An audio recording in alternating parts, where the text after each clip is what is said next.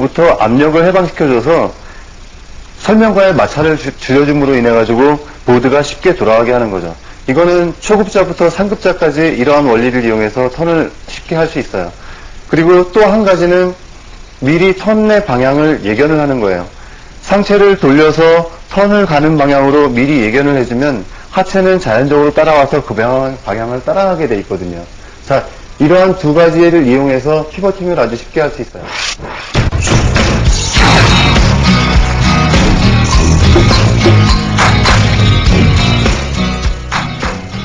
세 번째로 엣징이라는 것은 설명과 보드 베이스 간의 각도를 얘기를 해요.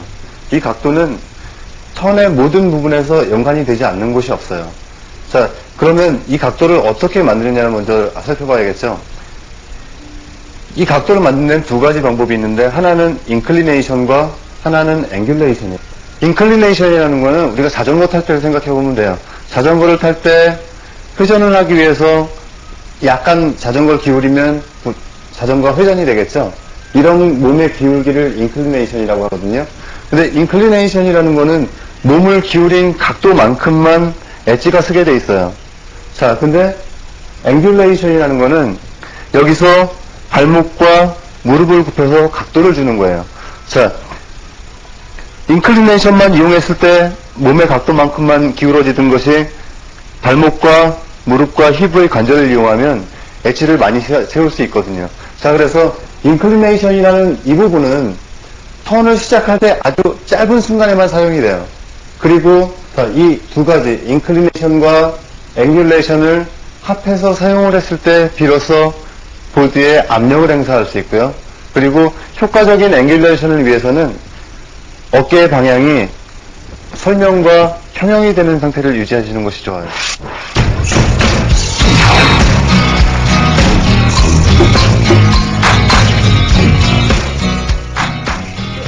자, 네 번째로 압력의 조절에 관한 프레셔 컨트롤에 대한 부분인데요. 이 부분은 상당히 감각적인 부분이에요. 이것은 엣징과 슬로프의 상관관계에서 압력이 생겨나는데, 또는 자세를 잡고 섰을 때 중심을 앞쪽에 뒀을 때와 뒤쪽에 뒀을 때, 그리고 엣지에서 엣지로 혹은 앉았다가 일어날 때, 뭐 이런 부분들을 통해서 압력을 조절할 수 있어요. 또 엣지의 각도로도 가능하고요. 스티어링을 얼마나 크게 하느냐에 따라서도 압력이 틀려져요. 그래서 이런 무수한 경우가 있기 때문에 압력 조절의 부분은 굉장히 달성하기도 힘들고 굉장히 어려운 부분이에요. 그래서 수많은 압력에 대한 대응 중에서 우리가 능동적으로 대처할 수 있는 압력 제어의 방법을 설명을 드릴게요. 압력 제어의 방법은 두 가지가 있는데, 하나는 압력의 해방,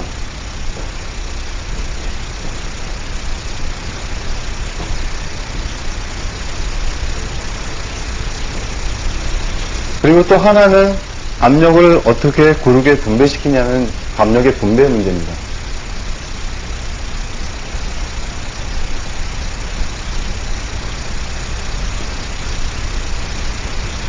자, 이 두 가지 문제를 라이더가 직접 조절할 수 있는 방법은 다리를 굽히고 펴는 동작으로 해서 이루어질 수 있어요.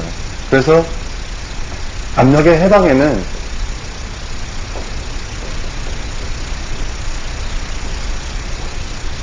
익스텐션, 몸을 확장시킴으로 인해 가지고 압력을 해방시키는 방법이 있고요.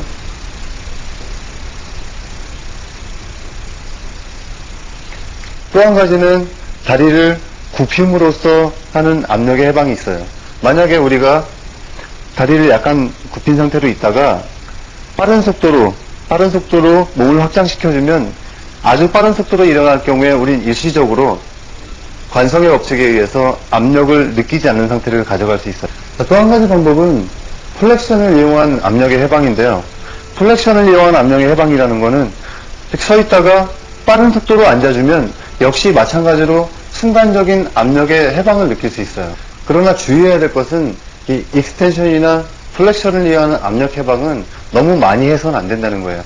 슬로프의 상황이라든지 그때그때 상황에 알맞은 그만큼만 압력을 해방시켜줘야 돼요. 압력이 완전히 해방된다는 것은 우리가 보드에서의 제어를 잃는다는 의미거든요. 압력의 해방이 턴의 시작을 돕기 위해서 우리가 하는 동작에 반해서 압력의 분배라는 거는 얼마나 턴을 부드럽고 편안하게 할 수 있냐에 관계되는 거예요. 압력을 해방시켰다가 다시 압력을 주기 시작하면서 턴에 전반적으로 고른 압력이 들어갔을 때 우리는 턴을 아주 편안하게 할 수 있거든요. 그래서 기술 수준에 따라서 이 압력이 오는 타이밍이 틀려져요.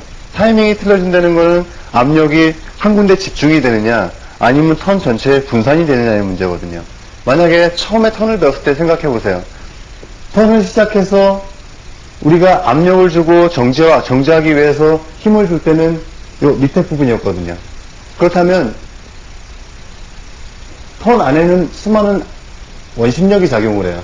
이 원심력을 그대로 받아서 여기에서 모두 사용했다는 얘기예요.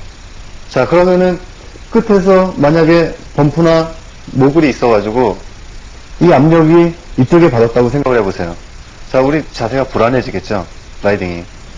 자, 거기에서 기술 수준이 발전하게 감에 따라서 업다운을 배우고 나서 이만큼 우리는 더 압력을 일찍 가져올 수 있었어요.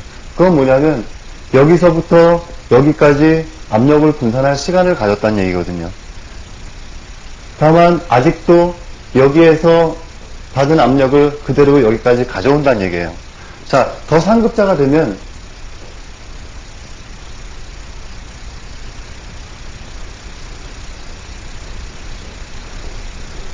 이렇게 턴에 아주 일찍부터 중간에 원심력이 가장 많이 작용하는 중간에서 모든 압력을 분배할 수 있게 돼요. 자, 이렇게 능동적으로 우리가 조정할 수 있는 압력이 있는가 하면 외부적으로도 압력이 생길 수 있어요. 뭐 대표적인 경우로 슬로프인데 슬로프가 만약에 굴곡이 이렇게 있다고 생각을 해요. 그러면 라이더가 이쪽에서 오거든요. 와서 여기를 지나가게 된다면은 여기서는 압력을 적게 받아요. 자, 여기서도 적게 받는데 여길 지나서 이쪽으로 오게 되면 압력은 늘어나게 돼 있어요. 자, 이럴 때는 자, 다리를 굽힘과 펴므로 인해 가지고 같은 압력을 유지할 수가 있어요. 우리가 똑바로 선 상태에서는 압력의 변화를 겪거든요. 하지만 여기에서 다리를 굽혔다가 여기서 다리를 펴고 다시 오므려지는 과정이 있다면 우리는 동일한 압력으로 이런 슬로프를 지나갈 수 있는 거예요. 자, 이런 슬로프에 대한 영향은 이런 큰 굴곡에서만 적용되지 않아요. 만약에 우리가 이런 큰 굴곡이 아니고 작은 굴곡을 지난다고 가정을 해보자. 작은 굴곡을 지나가는데 이 굴곡이 보드 길이보다 짧아요. 그래서 우리 보드가 이렇게 지나가야 된다고 하면 보드의 그 안에서도 받는 압력이 틀려요. 여기는 약한 압력을 받겠죠. 하지만 이 앞쪽은 강한 압력을 받을 거예요. 자, 이럴 경우에 초급자의 경우는 몸의 중심을 작은 쪽으로 이동시켜서 보드의 전반적인 같은 압력을 유지시켜요. 자, 하지만 상급자가 되면 될수록 자, 발만을 땡김으로써 보드에 고른 압력을 줄 수가 있어요. 자, 이런 압력에 대한 상황들은 굉장히 무수하고요. 어떤 슬로프를 만날지도 모르고 턴을 하는 중간에 어떤 장애물을 만날지도 모르기 때문에 그 상황이 굉장히 어렵기 때문에 달성하기가 굉장히 어려운 거죠. 자, 그래서 압력 조절에 관한 부분은 많이 달성하면 달성할수록 고급자로 올라가는 길이 되는 거죠.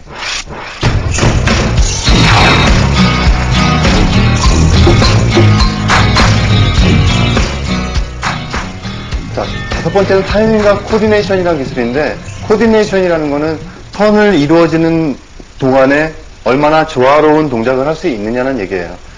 그리고 타이밍이라는 거는 어떤 동작이 어떤 부분에 와야 되는지 그 부분이거든요. 말하자면 우리가 턴을 하려면 자, 몸을 피벗하고요. 피벗팅하고 엣지를 바꾼 다음에 그 다음에 압력을 주고 턴을 완성을 해요.